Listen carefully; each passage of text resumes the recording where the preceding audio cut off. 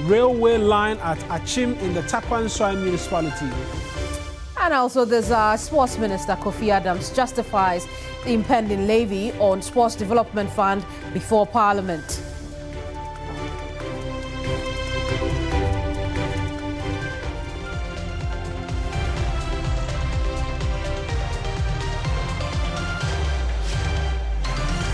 It's News Central live on TV3. I'm Kemini Amanor. And I am Mawuena Egbeta. The bulletin starts right now.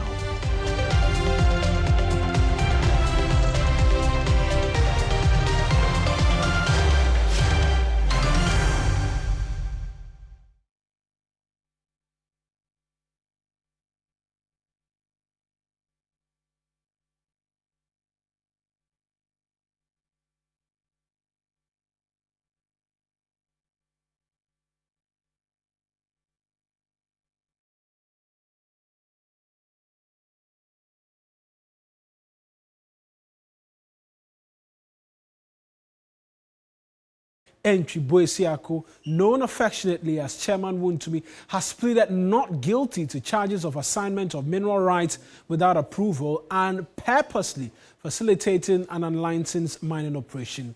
Wontumi has been granted a bail of 15 million cedis with 3 sureties. 2 out of the 3 sureties are to be persons with landed property. He is to deposit his passport with the registrar of the court, and he is to be placed on a stop list at all entry points. The 3 sureties are to deposit copies of their Ghana card with the registrar of the court. Wontumi as well is to report to the investigators every first and third Monday of the month. The investigators who are yet to file evidence of the entries of the end of month appearance. Bernard Boesiako, together with 2 others, including his company, Akwanta Mining, have been arraigned before the Accra High Court over illegal mining-related offences.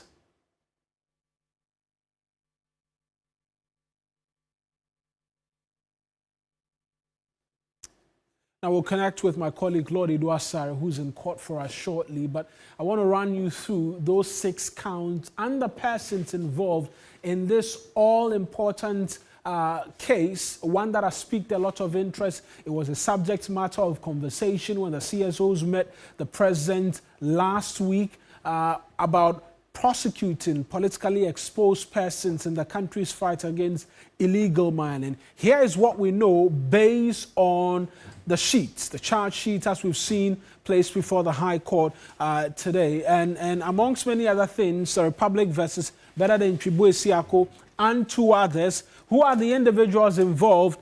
Bernard Boesiako himself, known affectionately as Chairman Wontumi. Then there is one Kwame Anti, who we understand is at large. He's a second accused person in this case. And then there is Akwanta Mining Company Limited, the company owned by Wontumi, also treated as a separate entity and an individual on its own who can be sued.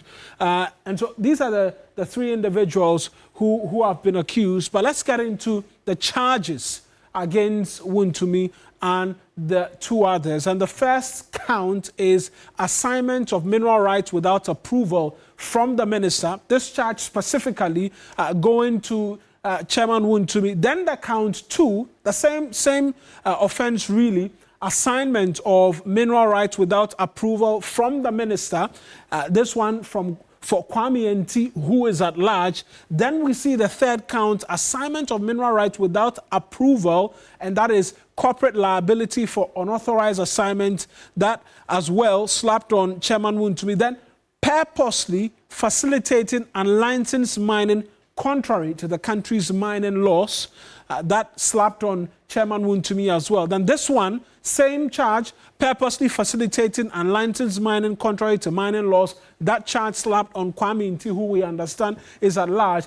And then the final count, the 6th count, corporate facilitation of unlicensed mining, and that is the Akwanta Mining Company Limited, owned by Bernard Boesiako, but being treated as a separate entity, and so it will be expected to answer for this charge in and by itself. But let's get over to the court right now, where my colleague Lord Iduasare has been stationed for us all throughout the morning. Remember, this hearing in this first matter started as early as 9 a.m. when we connected with him.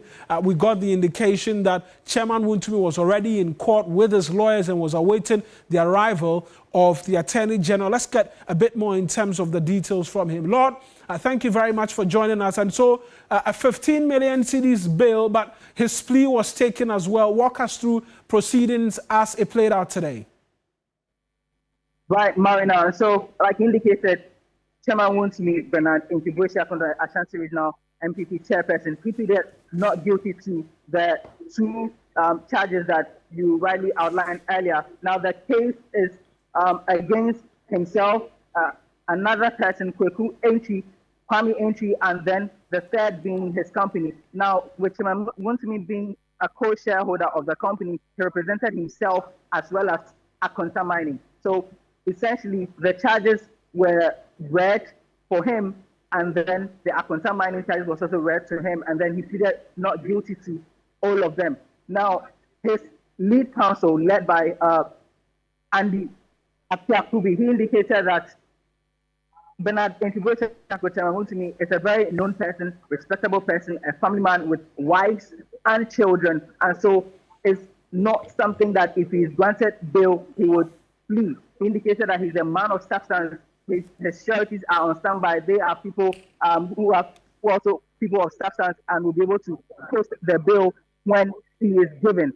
He indicated that there was an incident where the Attorney General indicated that he had to compel him to report to the CID on Monday. But the situation was that it was he, the lawyer, who was on his way when he got the call on Friday to be invited to the CID. And so he prayed to rather report on Tuesday. And so it cannot be said that it was his client, Chairman Wontumi, who was delaying and refused to report to the CID. Now, the prosecution led by the Deputy Attorney General, Dr. Justice Remsai, he did not oppose to that bail application by lawyers for Chairman Wontumi. However, he indicated that due to the nature of the case, has to do with Galamsey, that issue as of now is the biggest threat to the country's democracy, security, and so it shouldn't be taken lightly. He indicated that the terms of the bill should be such that Chairman Wontumi will not, as it were, abscond or leave the jurisdiction. He prayed for very tough bail conditions. For example, he indicated that once convicted or if convicted, Chairman Wontumi stands there's a propensity for him to go away for at least 15 years if he's convicted of the charges leveled against him. Indicated that by virtue of the fact that he's a man of substance, if the money is not something which is weighty enough, he could get around it and then leave the jurisdiction. And so he was essentially playing for tight terms of the bill. Right. After hearing the arguments from the both counsels, the presiding judge in the matter, Audrey Kokuvi, indicated that he was going to grant the bill since there hasn't been any opposition, and then outlined the terms. For example, so it was a 15 million bill with three conditions, three sureties. Two of those sureties are supposed to present landed properties, and then Wontumi himself is supposed to submit his passport, and then his name has been posted on the stop list on all the entry points in the country, so he does not leave the jurisdiction. Additionally, he's supposed to report to the investigator twice a month, which is every first Monday and then Wednesday of the month. Now, for the investigators, they are supposed to, as it were, file documents or evidence of entry to indicate that Chairman Wontumi indeed has reported to the investigators so that things to go on smoothly from then onward. So as we speak right now, his lawyers and then the people who are putting the bill or the sureties are still upstairs trying to work out the documentation. And so they haven't descended yet. This place is very crowded, full, and so we are waiting for that. The Attorney General, I spoke to him earlier. He indicated that, Mawuena, you recall that in the morning we were talking about the fact that there are two cases against Chairman Wontumi. There's a second case which will be heard later in the day. The Deputy Attorney General confirmed, but when I prodded further for him to give me details of that case, he decided not to speak on it. So we'll be here to monitor especially what the second case is on, and then we'll revert to this. Right. It's important to mention that there's another case, but we don't know details of that other case just as yet. But as we speak now, Chairman Wontumi and his lawyers are upstairs trying to settle this 15 million cedis bail conditions and all of that. But now talk to us about the security presence at the law court complex and what the area is looking like, considering who is in court today and all of the interest in this matter.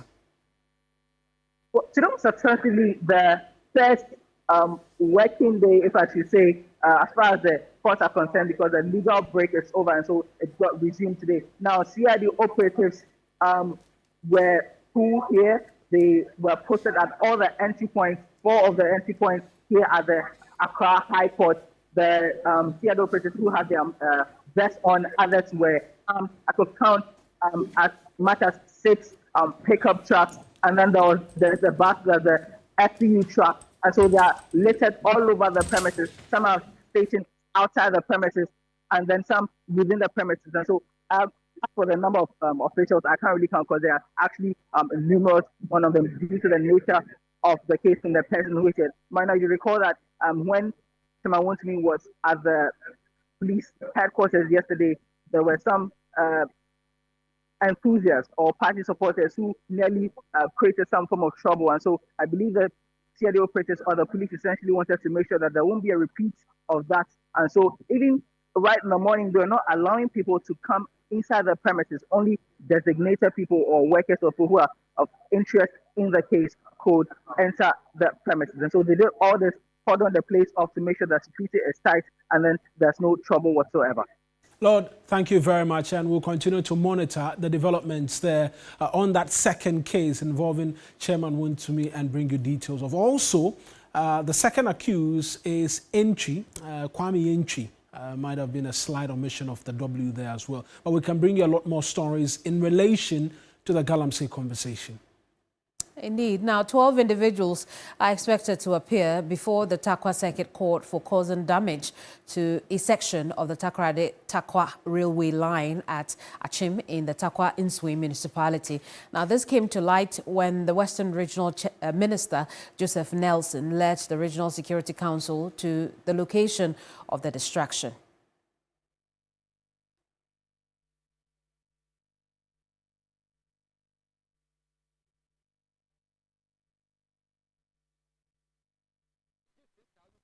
A railway line critical for Ghana's manganese exports is facing severe threats from illegal miners. The narrow gauge line owned by the Ghana Manganese Company Limited for hauling products to the Takrade port has been significantly damaged and encroached upon by illegal activities. In response to a viral video documenting the extensive damage near Achim, a high-level team made up of the Western Regional Minister, Joseph Nelson, MP for Takwa Nsui, Issa Salif Futela, and the National Security Liaison Officer conducted an on-site inspection on Monday to evaluate the situation. Illegal miners had dug out the entire foundation beneath the railway bridge, stripping away all the soil and leaving the metal rails precariously suspended in mid-air. I think that for the police, you have to really make your monitoring devices even more sensitive. This didn't happen overnight. It didn't happen within 2 weeks. Certainly, it didn't happen within just 1 month. It's been going on for a while. And so I think that your system for scanning the whole environment must be sharper so that we're able to avoid such damage. Further ahead, entire sections of the rail line had been removed, with the embankment collapsing into the water. The regional minister, very disturbed, called on traditional leaders to take control of their communities and urged the Ghana Railways Authority to increase patrols to prevent further distraction. And in fact, I want to believe that those who do these things live in this town. They live here. They've rented houses here. They live here. That is where they get up every morning and come. They are in the communities. And so to think that this has been going on for weeks and we couldn't get any public spirited person, no leader here to show up to say that, look, this thing must stop. If any leader from this community had come here to really show concern, had come here to show leadership, I believe that this matter, would have ended as soon as the people showed up. However, residents blamed the situation on certain individuals within the Ghana Railways Authority. They claimed that 2 officers from the authority had told them the new standard gauge line under construction would not pass through the Achim community. Just 6,000 cedis. Because boys in way Jumano, Obi baby, one who come the one. No, I'm a boy, see what to Tradina because I will be catcher. I do my work as some was in Nanum. I will run with near your quantity, make a quan of our tribute. It's in Nanum woman, then view. To tackle the current crisis, the youth and community members are taking action to reclaim the legal mining sites in Achim. You could try near Bayaso, Ajasia, a youth near Ukrumiha, Yenny, Achim youth. Ubio work Achim Krumbia, or ye young boy to them, Ubiala Jinuhudi. Ubiala Jinuhudi, Tiani Yenim Jumawi, Yebetimaye.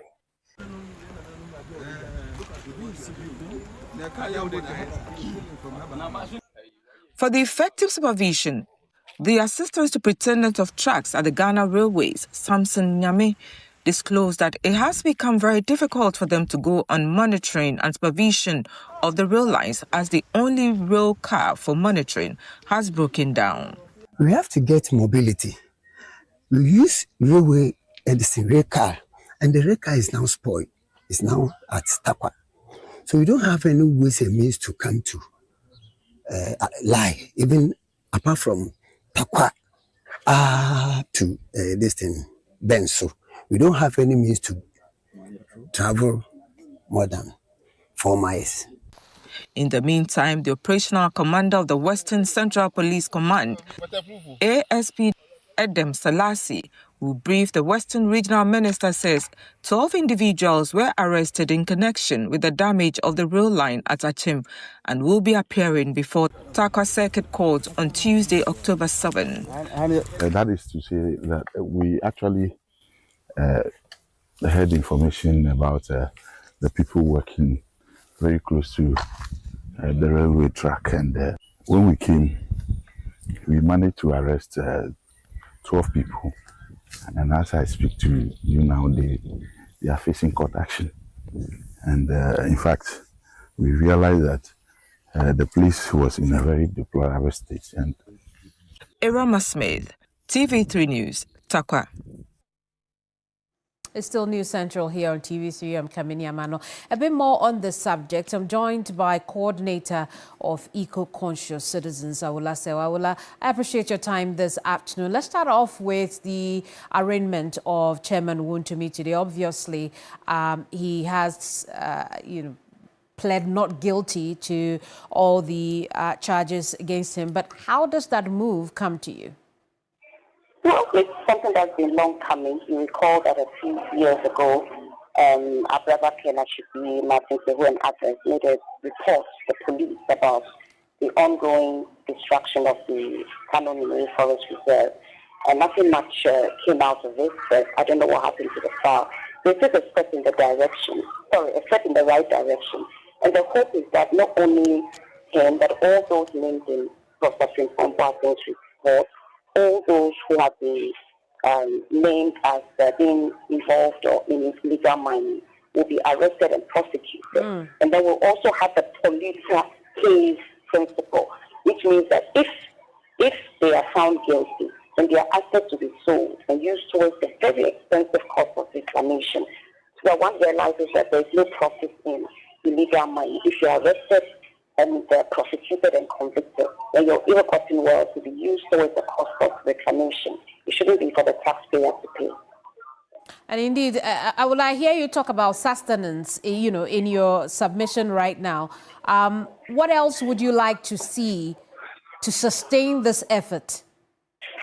Well, we have to, one of the things we've asked for, what the Ghana Coalition Against Illegal Mining have asked for, is that in every locality where there's illegal mining going on, there should be key performance indicators. What are the MCEs and DCs doing? What is the police command doing? Is it that they don't have resources? So if there's illegal mining going on, they should be held accountable so they can explain why it's going on and there's nothing they can do about it. Because as I keep on saying, like a sports record, we're on the verge of an ecological disaster. We face an existential threat. And if we don't quickly deal with this problem, we'll all be consumed. I see, Aula. Thank you so much. We'll leave it here for now. Aula Sewa is opinion regarding the recent development to do with Chairman Wontumi, who's pled not guilty to charges of illegal mining against him. Now, the Ghana Gold Board Task Force has arrested an American citizen, Smart Philander, a Moroccan national, Nina Elsefsky, and 4 Ghanaian accomplices, Nanaya Osapong, Boateng, Soa Elisha, Evans Ahi, and Arnold Utute, for engaging in illegal gold trading in the country without a license. The arrest took place at the Snit Emporium near Marina Mall in Accra after weeks of surveillance and intelligence-led operations by the task force. The suspects were caught attempting to buy and assay about 2.1 kilograms of gold valued at approximately 2.2 million cedis without the requisite license as mandated under the Ghana Gold Board Act 2025, Act 1114. Now, during the operation, the task force also discovered gold refining equipment in the possession of the American suspects, confirming their intent to refine gold illegally within Ghana's jurisdiction. The suspects have been since arraigned before court in Accra on multiple counts, including conspiracy to engage in gold trading without a license, engaging in gold trading and assaying without a license, and attempting to refine gold illegally, contrary to sections 23(1) of the Criminal Offences Act 1960, Act 29, and 26(1) of the Ghana Gold Board Act 2025, Act 1140.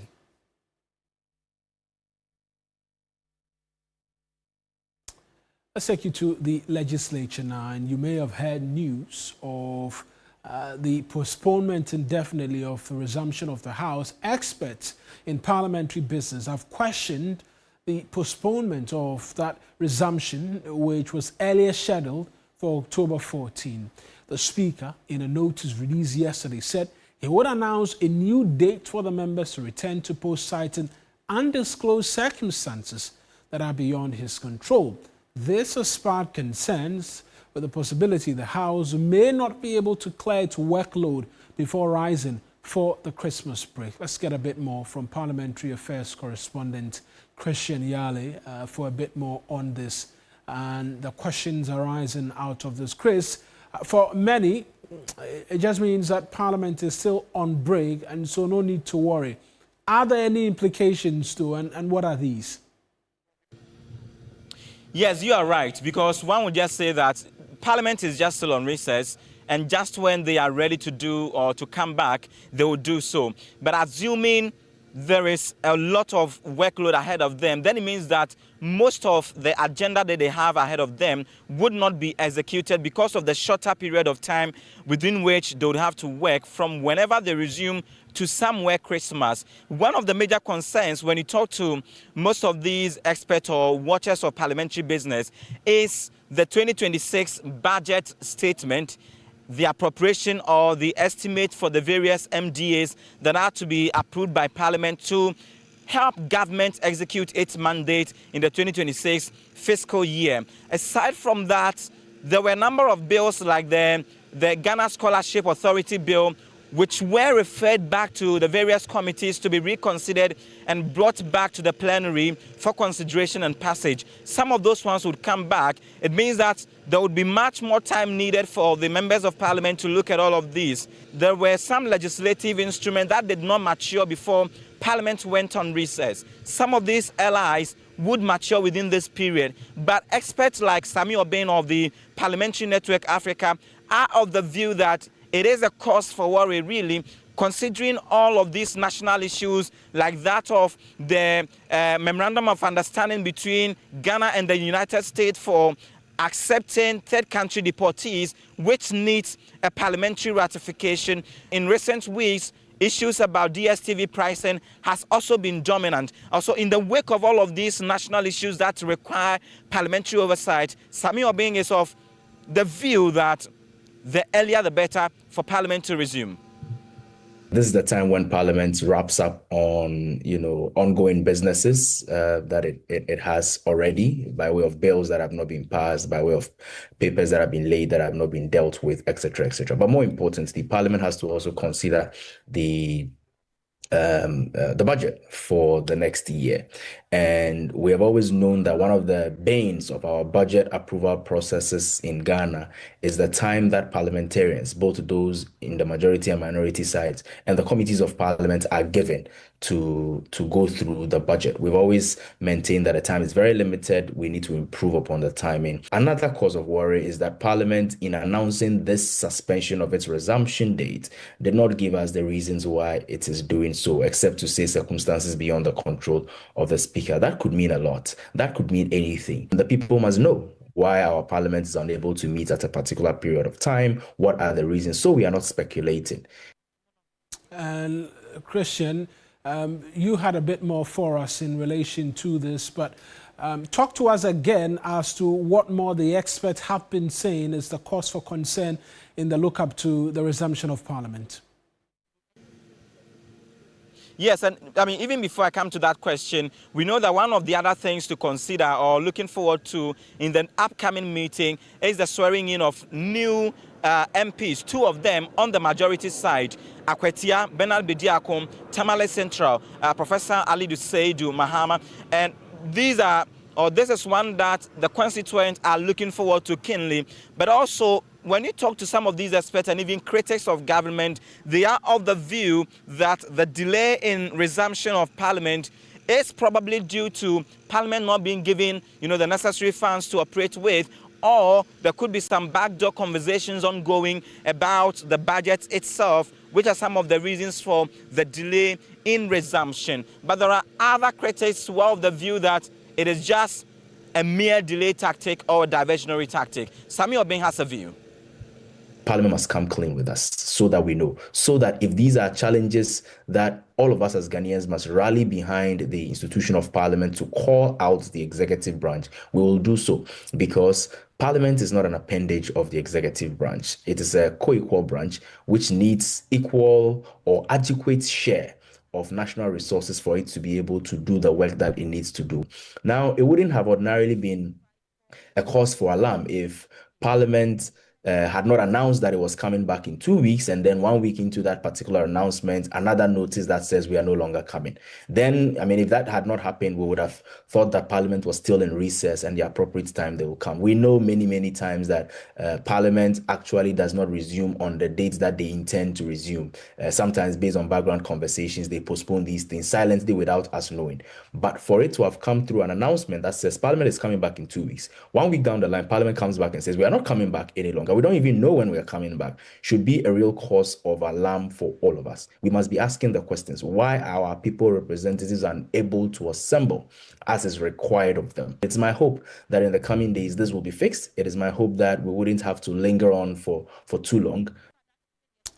And that's Sami Obeng. Earlier, my colleague Christian Yale from Parliament as well on the latest as we know it. The House not reconvening anytime soon. The Speaker says postponed indefinitely. There are concerns being raised, but most certainly, as and when there are developments, trust that we'll bring them to you. But that will take us on to our very first break here on the Bulletin. When we return, we'll talk sports, because the Sports Minister has been defending an impending sports development levy that you and I will be expected to pay. What are his justifications? We'll hear from him when we return from this break. Stay with us.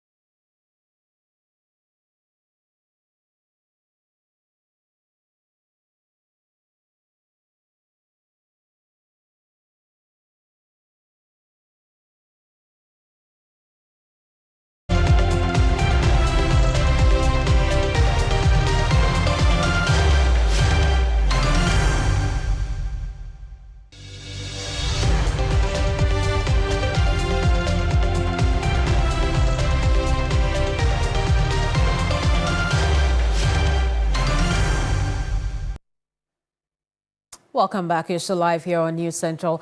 Let's bring you some more stories now.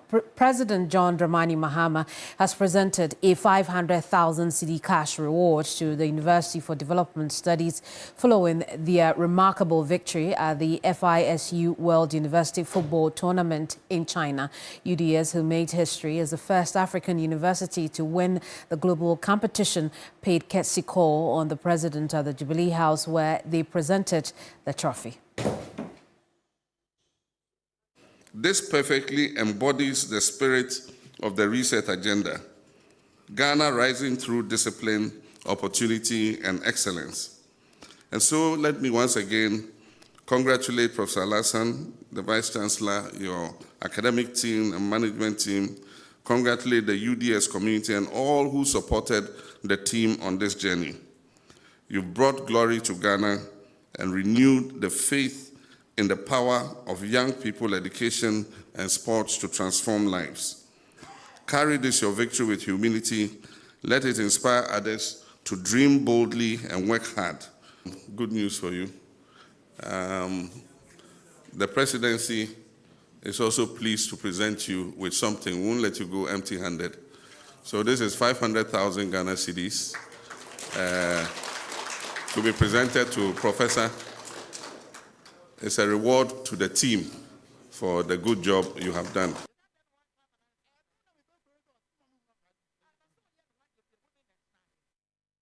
Well, there you have it. Congratulations to the UDS team. Away from that, Sports Minister Kofi Adams has justified the impending levy on the Sports Development Fund currently before Parliament. The government is seeking the levy to develop aspects of sports that remain underdeveloped. In September, President John Mahama gave his blessing to the proposal as Cabinet firmed up the final details of the bill for Sports Development Fund. Sports Minister has been explaining in this interview. We are putting in all measures, especially knowing that that's going to be the final game. Every Ghanaian would want to be there. So we put in all the necessary measures, creating the fan bases around for Ghanaians to have a feel of our final qualification game for the World Cup. So I believe that all will be well. By Wednesday, we should have the tickets out so that people can start purchasing tickets for the game. We will once again engage with the security to make sure all the necessary security networks are put in place, so people who are coming to watch the game and people who are also coming to play will have a safe environment. Okay, thank you very much. Thank you so much. Kofi, why are you introducing a sports levy? Sports levy? Yes. I didn't hear anybody talk about. We are told that the government is introducing a sports levy. No, government is introducing a sports fund that will be able to take care of, or we will have a well-structured funding for sports. We do not have that, and because we do not have a fund, just like the way we have for education, for health and the rest, it's actually challenged our supports for what? Sport and sporting activities. Young people qualify, they struggle, they go through all the processes, and you are unable to push them to participate in the competition. So the government have decided to establish a sports fund, a fund into which all manner of contributions will go into the private corporates, the public corporates, individuals, government itself, and through many other sources we'll be able to put money in there to use in the development of sports. What is before Parliament now, and does it come with a levy? Because that's a media discussion that government is introducing. Let's work with what is before Parliament. You see it. Every document that goes to Parliament, you will find it. You can't establish a fund without a levy. Surely every fund must have a form of a levy that contributes into the fund. Well, coming up now is By the Numbers.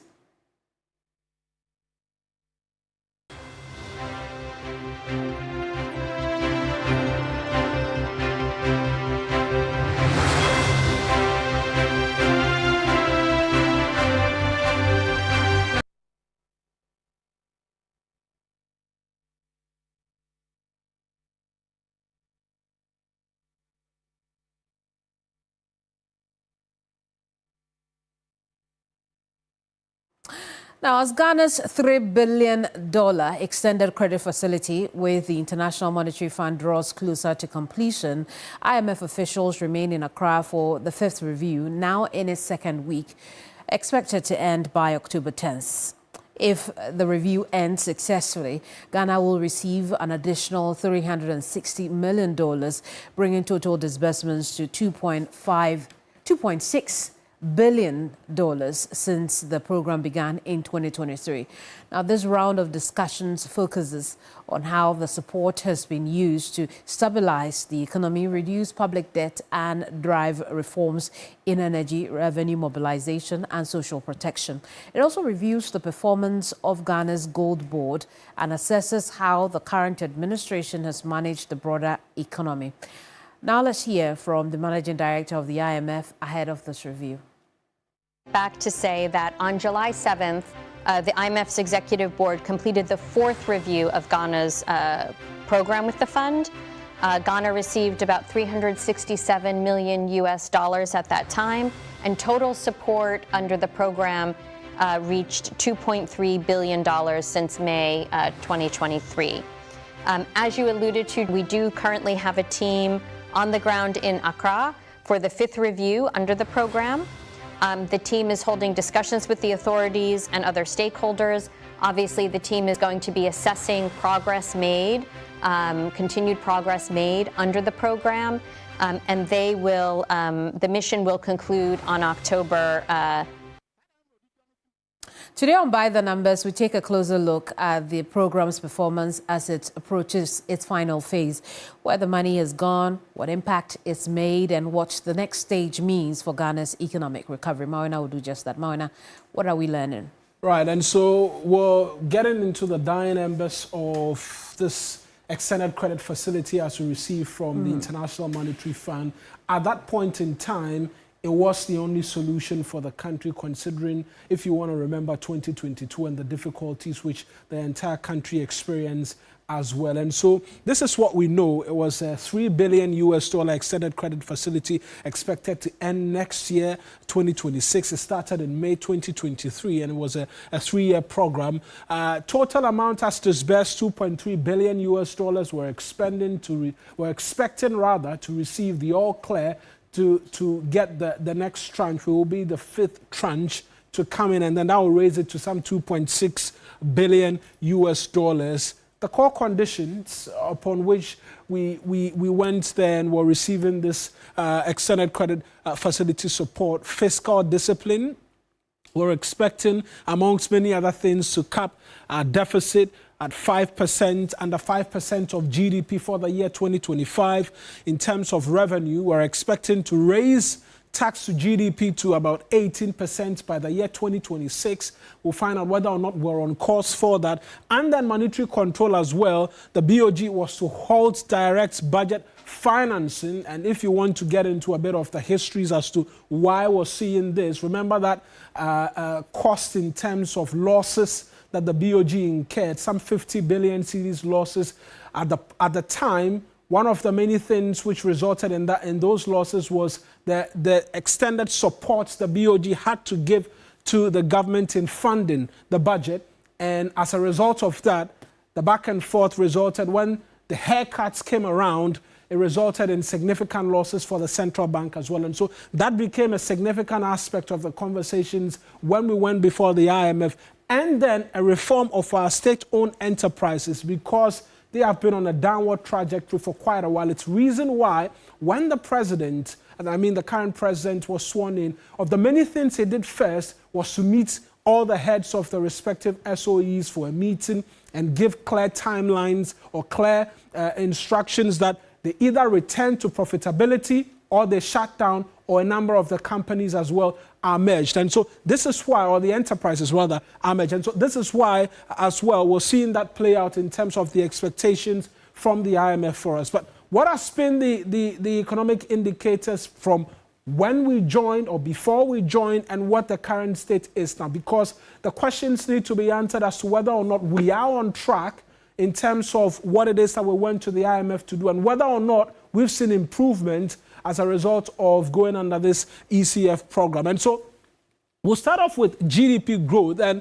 2023, pre-ECF, the growth of the economy, 3.1%. Currently under the program, 5.7%. I think the finance minister had underestimated that, but we are appearing to be on course to be hitting this target or going above it. Inflation stood at around 54.1% at the last time of check, as was announced by the Statistical Service. We're at 9.4%. Public debt to GDP ratio at the time before we had to enter into debt renegotiation, amongst many other things. This is where we stood at. Now, per the numbers, we're at 44%. Exchange rate as well, and these are BOG specific numbers, 14.1 in terms of the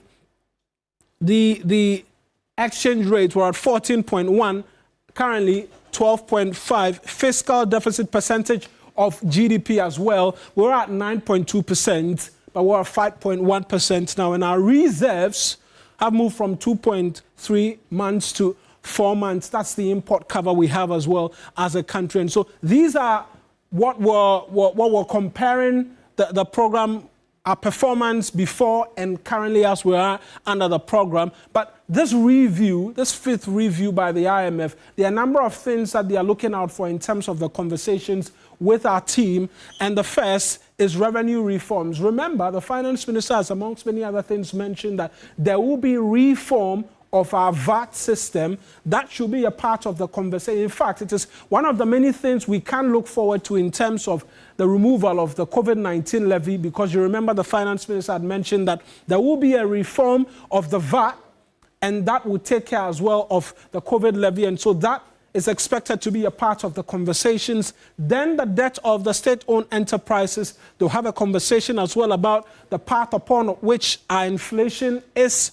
And then energy sector debts, that continues to be a significant aspect of our debt and continues to be a cause of concern for every government, because every now and then we keep reminded by both the World Bank, the IMF, that has a potential to as well cripple the entirety of the Ghanaian economy. And the expected disbursement outcome, $360 million US upon approval.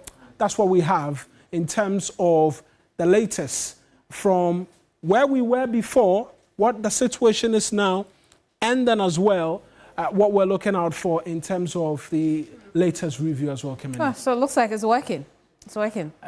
Yes, I mean, it works. Somewhere in the middle? That's why some say we should stay on 1 extra year so we can cement all of the good work that we're doing, because it's described as a big brother looking above your shoulders and ensuring that you're doing everything right. And so some are asking that if possible it be extended, but the government says they're not going to.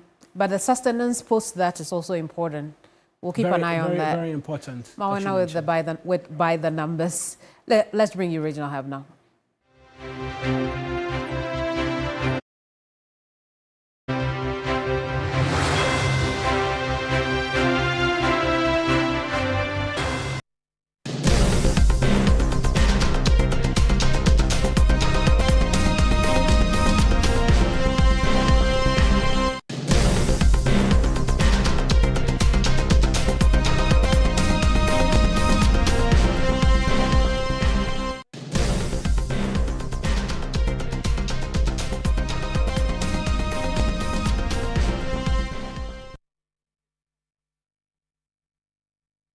Now, the Northern Region chapter of the Ghana National Association of Teachers is urging government to, as a matter of urgency, provide life jackets and other incentives to hundreds of teachers who cross rivers and streams to go to island communities to school to teach. According to the association, these life-threatening conditions the teachers go through are very dangerous with no motivation.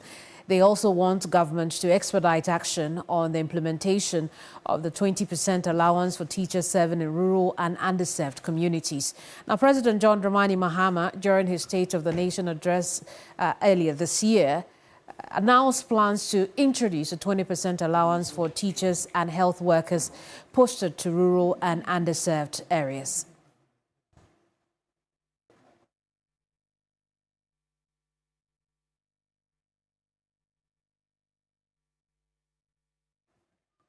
We'll connect now with Christopher Amwako, who's our Northern Region correspondent on this story. Chris, good afternoon to you.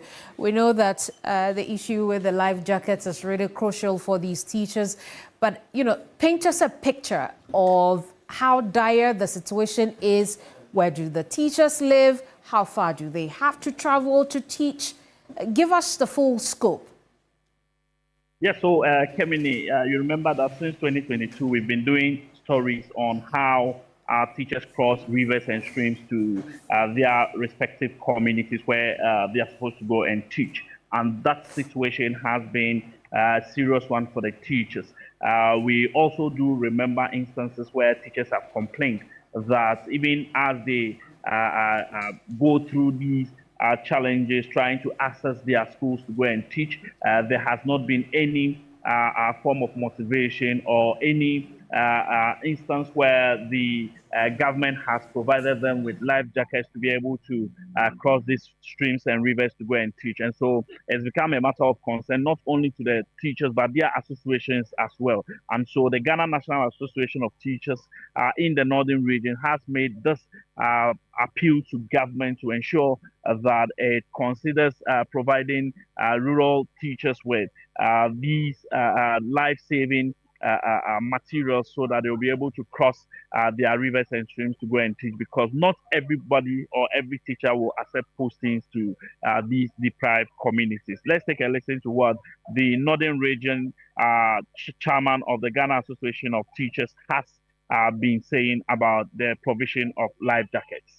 Through a lot, particularly within here, some of them are crossing rivers to get to island communities, just to make sure that they do their job by way of trying to model, trying to nurture, trying to groom our young ones. Of course, in our collective bargaining agreement, we have what we call the 20% allowance for the deprived teacher. It has been there in the books for years. Happily, we heard when government mentioned that they're going to make sure that this particular allowance will be enjoyed by the teacher.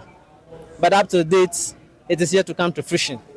So we are calling on government to expedite actions on this so that the teacher, the rural teacher, of course, will benefit. No amount of money can actually be compensated for the good work that the teacher is doing, particularly the rural teacher. But at least if he knows that he's getting something better by way of comparison to the one that is teaching in the in the towns or in areas where they can have access to social amenities, at least it will motivate him. Over here, those that are crossing rivers, we also want to plead that life jackets are made available to them, even if they are not bridges or across the rivers. At least they can, in the event that there is accident, the life jackets can save their lives.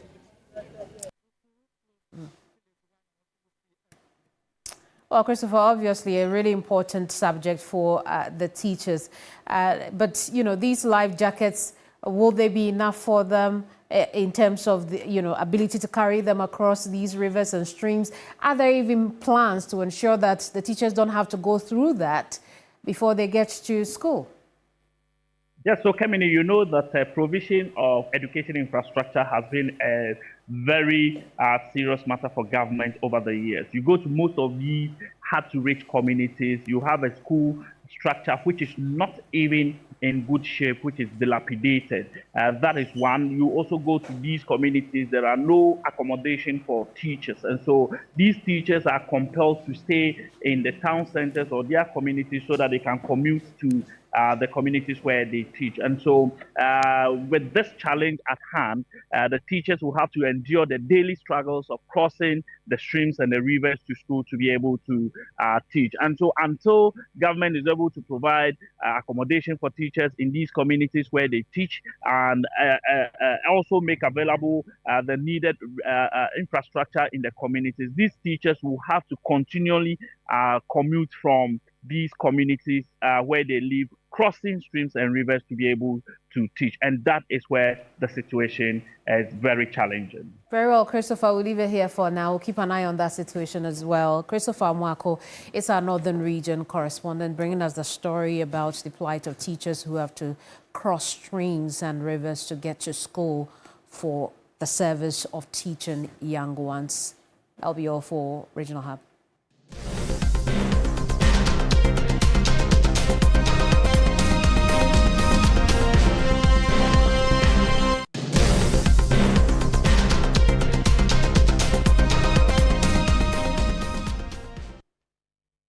Now, the Chief Executive Officer of the Environmental Protection Authority, Professor Nanama Brown-Kluche, is urging Ghana to take space science seriously to address emerging challenges in the agriculture and mining sector. Speaking at the maiden Ghana Space Conference at the University of Ghana, Professor Kluche emphasized the need for the country to invest in the production of space technologies, noting that the global space economy, currently valued at some $600 billion, is projected to exceed $1.3 trillion within the next decade.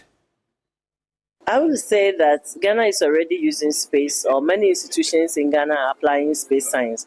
If you have used Uber, Yango, or any of those, or finding location or sending location to somebody, you are already using space technology. For us, as I said, we use space to monitor the air quality, forest, land, water, and all of that. We are already using the technology. What we are advocating to use or to do is be not just the users, but also be producing the space technologies. That gives us more economic power than the usage of it, which means we only go to the market to buy, to use. But we want to be producers of the technology as well. So the space policy that is passed by Parliament will position us to be able to be the producers of the technology. One will ask, why do we want to spend money? Because, well, space is expensive. Spend money getting to space or producing space technologies. What we see is that we can use space to help us in a lot of things that we do. In agriculture, we can use space science to do precision agriculture, which means that the amount of money we spend on inputs for agricultural production will reduce tremendously because we will know the exact quantity of input to put there. We can use space technology for precision mining, which means that prospecting to degrade the environment in many ways, we can reduce that because we can be very specific to where we can touch on the minerals and zoom in straight there to explore than to prospect. So Ghana very soon will stop. In fact, we have started the process to stop prospecting licenses because there are technologies to be precise as to where we can find gold or any mineral to mine. The same way we can use to monitor our water bodies. So if we can use that to improve upon our agriculture, which we depend on so much for our in the economy, and also let the minerals or gold that we depend so much for our economy. It means that Ghana will be a better place when we explore space technologies much better than what we do. Professor Nanama Brown-Kluche is the CEO of the EPA, ending our bulletin for you this afternoon. I am Mawuena Egbeta. And I am Kemini Amanor. You wanted to say something? No, really. Not really. Okay. A little distracted. We shouldn't be. Okay. We'll see you same time tomorrow. I'm Kemini Amanor. Bye-bye.